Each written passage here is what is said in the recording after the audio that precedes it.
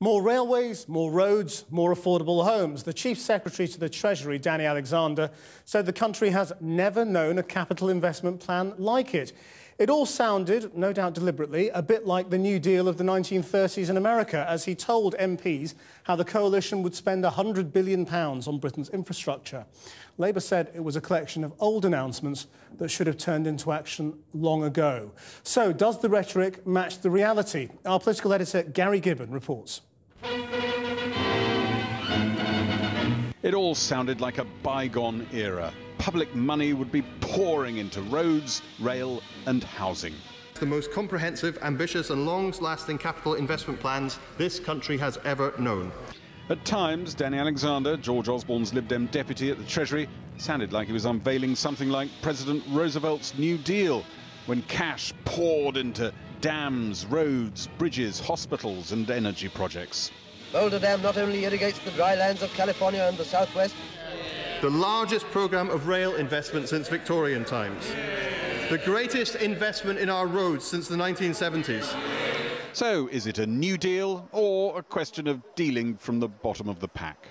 The numbers on capital spending show that it is essentially going to be flat over the next few years. It's not going to be significantly more than it is now. Is it compatible with a new age of rail, a new age of road building? We're not looking at unprecedented building in the public sector. We're actually looking at less building than was happening 5 or 6 years ago.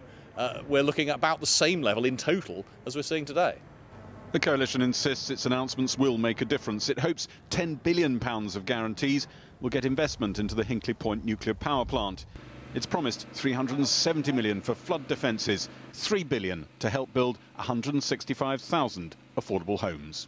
At the last spending review, the government cut capital investment in new housing by 2/3. In real terms, this is a further cut.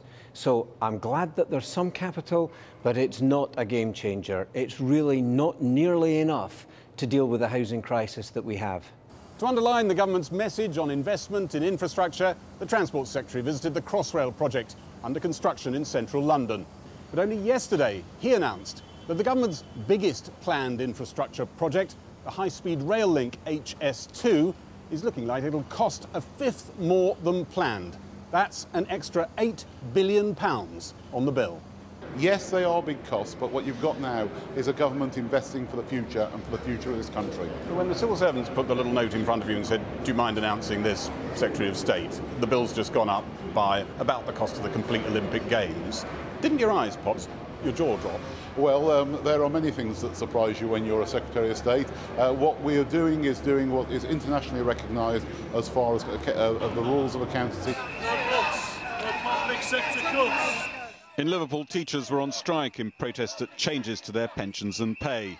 Yesterday, the Chancellor gave some of them more to worry about when he announced he'd do away with automatic pay progression in the public sector.